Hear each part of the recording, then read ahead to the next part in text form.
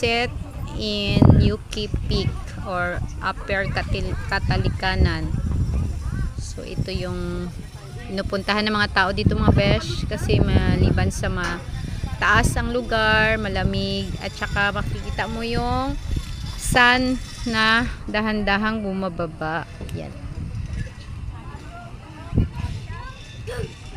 Maraming nagbabanding dito ng mga family.